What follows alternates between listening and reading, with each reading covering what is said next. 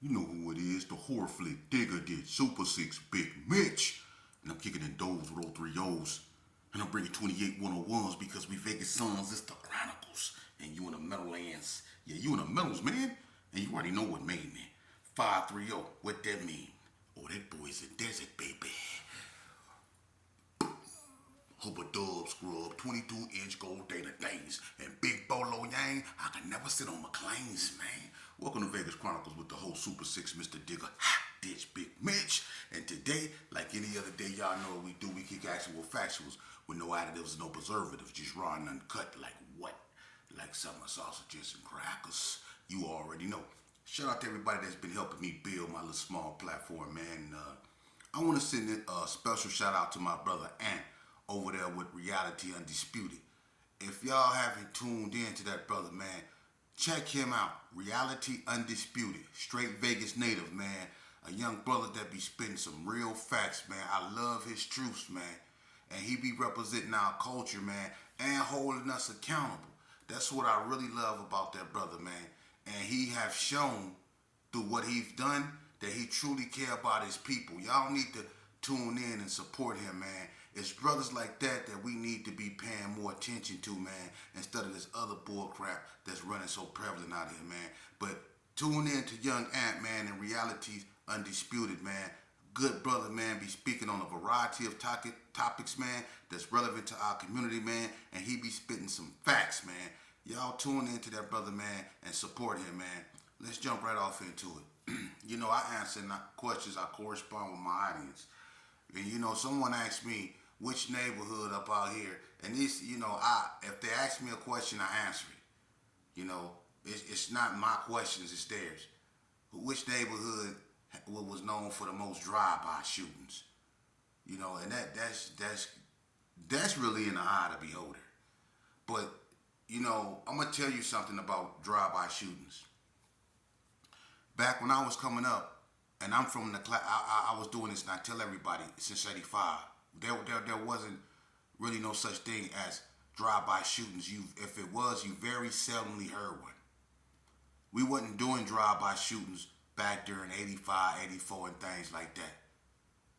And I'm gonna tell you who really started doing drive-by shootings first. And this gonna mess you up, but it's the truth. Now, I'm not saying it wasn't any drive-by shootings before this, but I'm saying the Comfort Inn incident is what started everything. And the ones that really started doing drive-bys first was the Gersons. And that was behind L. I'm going to tell you something, man. One of the major incidents after the Comfort Inn was when the skating ring got shot up. That's when Easy Money went to the joint for the skating ring. The Bloods did that. The Bloods kicked off the war in Vegas. The Bloods kicked that off. The original war, the Bloods kicked that off. Okay? But the drive-by shootings, the Gersons started doing that. All right? One of the major, I think it happened in 1988, a major incident. Now watch this. One of the first major incidents involving a drive-by shooting, because the incident that happened at the Comfort Inn was just gangbangers running into each other, and a fight broke out, and one of them was unalived, unfortunately. Okay? That started what was, all the rest of the violence to come. Now, one of the first major incidents took place in 1988, and that's when Seaweed and Spoonie T from the Gerson shot up West Coast Blood. Shot up the coast over there off Mac Williams. But what happened was that the police was doing the sting. They had police out there dressed like Bloods. And the police was wearing shirts that they confiscated from Pyru's and West Coast Bloods. Because one of the police, he was on the newspaper, he had a shirt on with JB from Pyru name on it. It was a shirt they confiscated, but the police was out there dressed like Bloods. And when Seaweed and Spoonie T them came through there, they ran up on that light. They got wet up. But Spoonie T and Seaweed got caught. They went to the joint for that. But that was one of the first major incidents, and that happened in 1988. They blew on the police, but the police was dressed like Bloods. That was one of the major incidents. And, after that, the Gerson was coming through West Coast, shooting up the coast, and the coast know that. And the coast was in turn coming back. So you can say that the Gersons started the drive-by shootings and the coast because they was the ones that was at it first. Now, who intensified the drive-by shootings? That will be Donna Street. That will be Donna Street. And I know that for a fact. Matter of fact, I go as far as saying this shit. When the incident happened with Boo Boo, from Donna, can't nobody deny this. Donna Street was wreaking so much havoc because Donna Street, listen, Donna Street was like this. They was going so fast, and they had so much animosity behind what happened to Boo Boo. They wasn't just hitting the 60s. They was hitting the coast, the Pirus, the hood. They was hitting everybody. So when the Donnas went out to do drive-bys, it'd be 4 or 5 cars going to different neighborhoods. That's how the Donnas was. So the Donnas intensified the drive-by shooting. They became known for doing that. The Donnas, when they was into it with the 60s.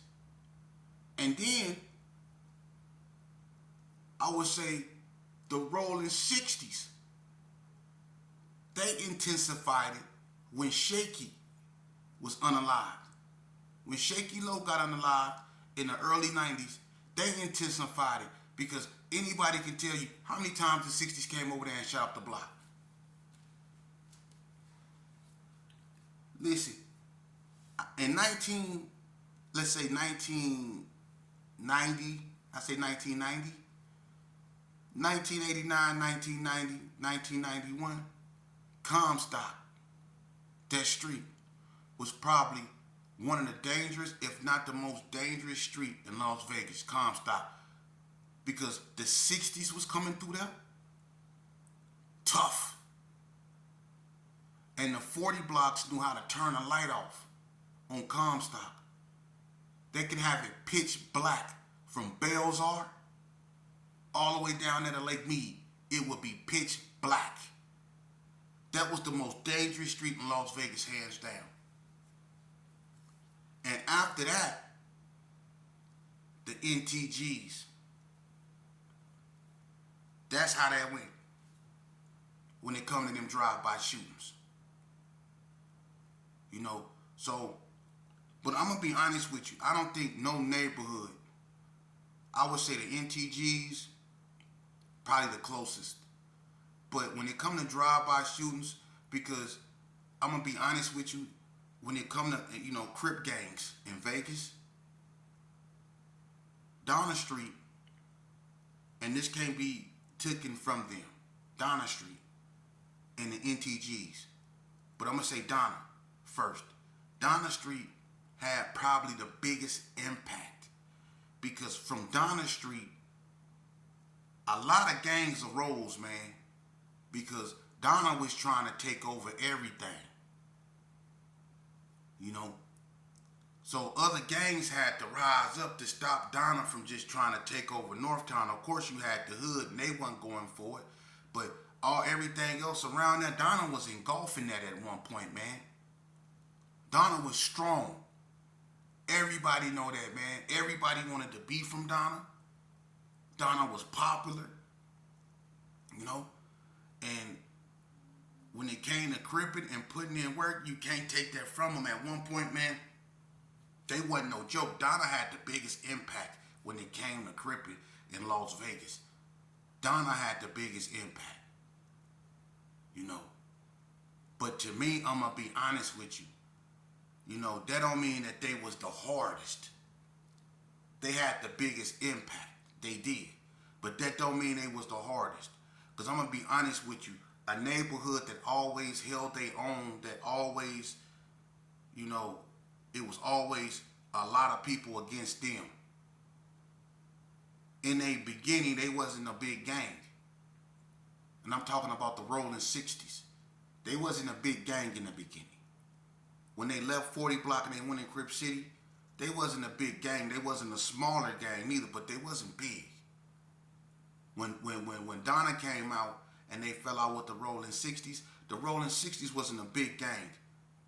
So when the Gersons and the Donnas, teamed up and they went at the 60s, for the 60s to be small like that, they held their own.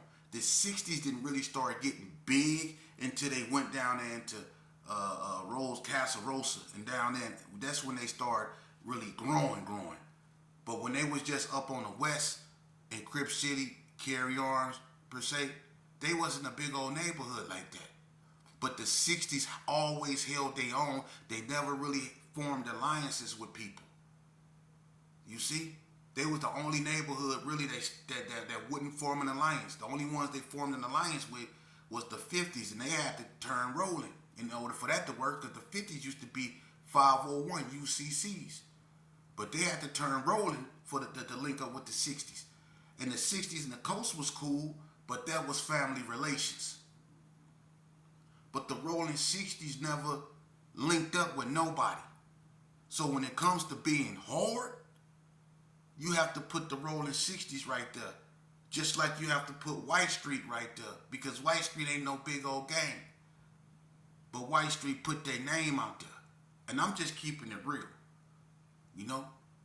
White Street put their name out there. And White Street was doing their thing. But when it comes to the drive-by shootings, man, I don't think no neighborhood in Las Vegas, out of all the gangs, when it comes to drive-by shootings, I get at in my era, Donna. That's all they did was drive-bys. And the cold thing about Donna, they did them in their car. That's why that made them different. They had Cadillacs on switches.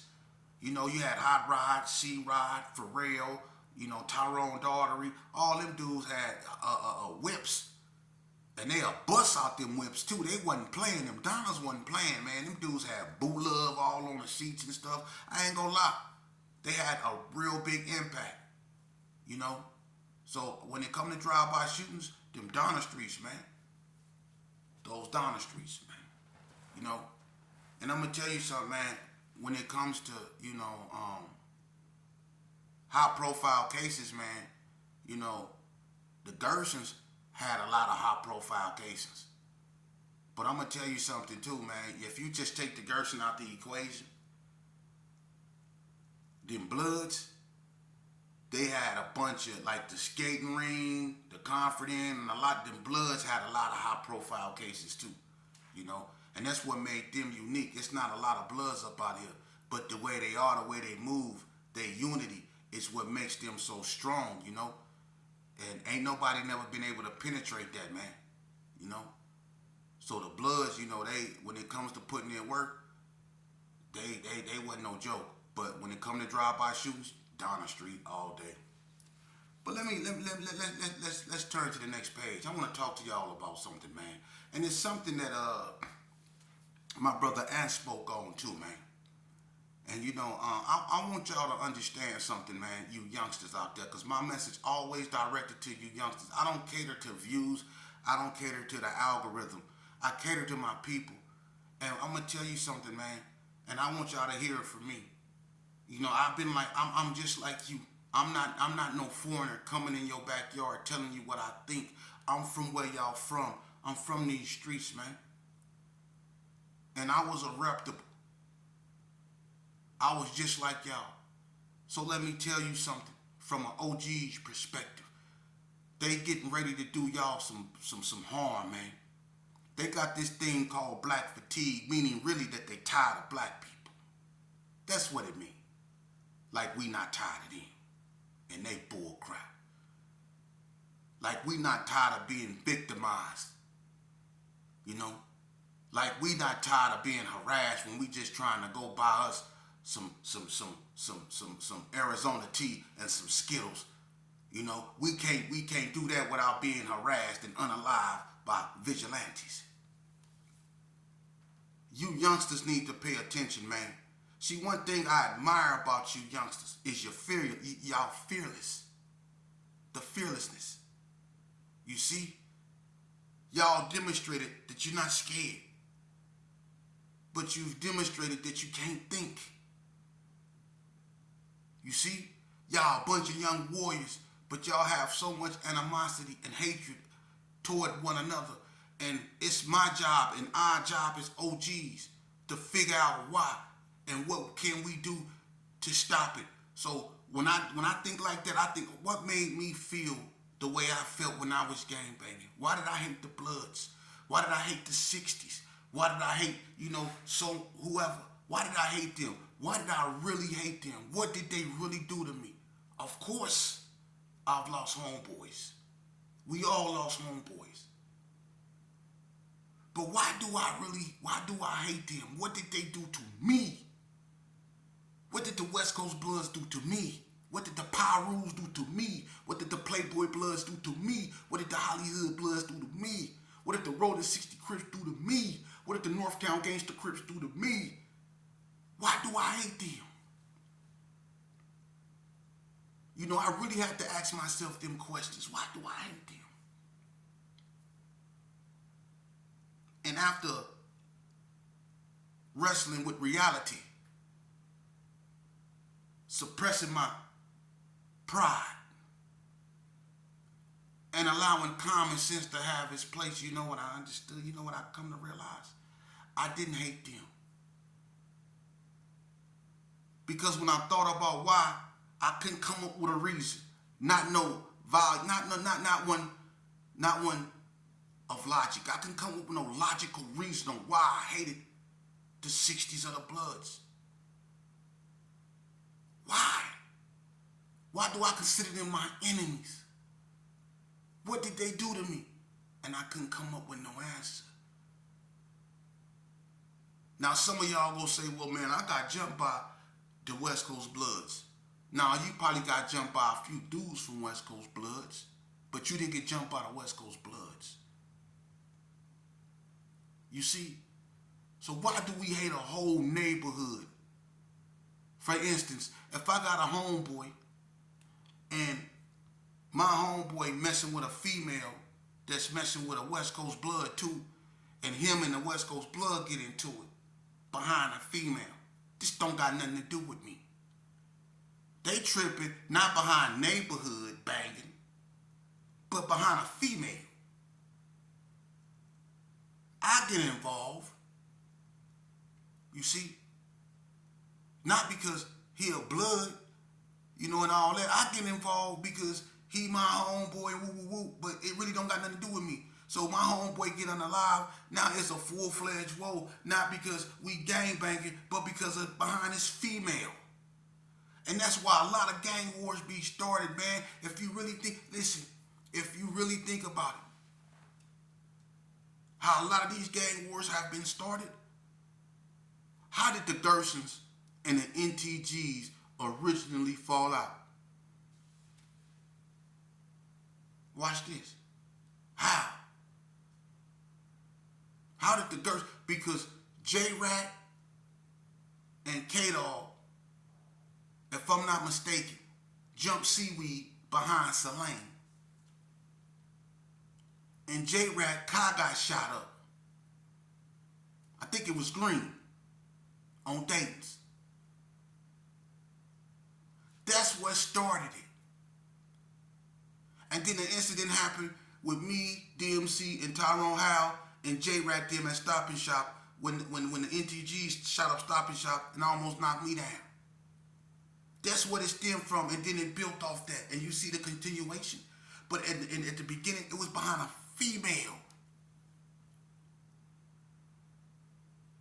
Think about it. A lot of these wars, and I can go on and on and on, but a lot of these wars have been started behind females. Like when the NTGs caught Money Mar from the coast in the bed, and they pistol whooped him. And the coast shot up Wriggle Estates.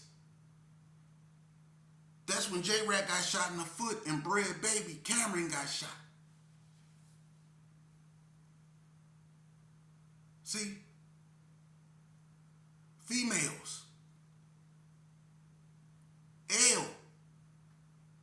situation at the Comfort Inn, when that took place, you know what happened? A female set them up. A female. We burnt the house up in the G's. I think her name was Tanya. It's always a female. It's never really about gang banging. It's about females, man, or drug deals going bad. Think about it. It don't ever be about actual gang banging. But anyway, let's get back to it. Bruh, they got this thing that they got out, they call it black fatigue, man. And what they doing, man, they getting ready. They passing these stand your ground laws in all these straight states, not for you. Not for you. For them. Y'all need to really watch what's going on, man. They finding these young brothers unalived in different places, man. Our kids are coming up missing and things like that, man. They busting these young white boys, you know, these racist white boys with weapons and all kind of stuff. Manifestos on all kind of stuff, man. They preparing for something, man. And we going along as business as usual, unaware that these people are preparing to do some serious damage to us, man. And I mean, come in our communities and really do us in, man. And we not prepared. We not in sync with each other. We not. We too busy smoking in front of churches and stuff like that.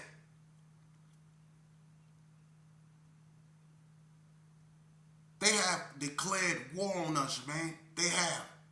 And they're using the internet to keep you distracted. They keeping y'all distracted with all this bull crap, man. They keeping y'all distracted. It's so many distractions going on. From the Diddy trial, you got the one boy whack 100, whatever. You got all these cats, the big U Rico trial. You got all this stuff going on. Trump pardon Larry Hoover, all this stuff to keep y'all over here, keep y'all over here. Meanwhile, y'all got these racist white boys planning to do y'all in, man. What we need to do is put our petty differences aside, man.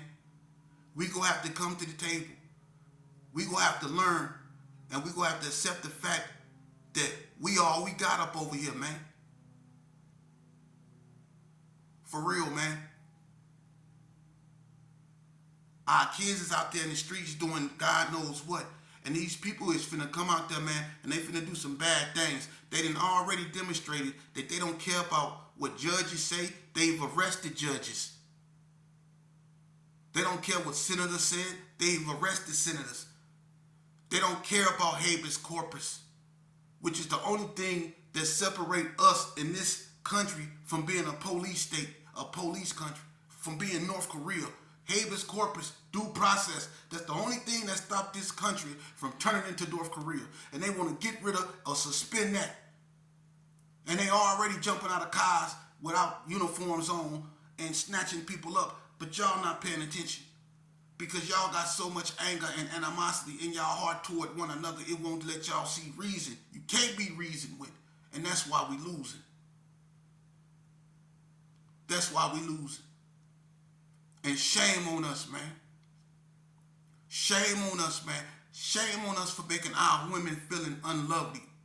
Shame on us for making our women feeling unlovely, man. For making them feel that they have to wear wigs. For making them feel that they have to put paint on their face to be beautiful. To make them feel like they have to alter their body to feel wanted. Shame on us. Shame on us, man. And we always want to run around there and holler about, oh, I'm standing on all 10, I'm standing on all 10. Yeah, I'm standing on all 10. On my mama, on my mama. We always quick to holler that, man, but you won't raise your kids on my mama. You won't raise your kids. That's standing on all 10. That's gangster. That's keeping it real. Raising your seeds, rearing them in, keeping them out of the streets, teaching them discipline. Leading by example. But you got old mans on here acting like little kids. Come on, man.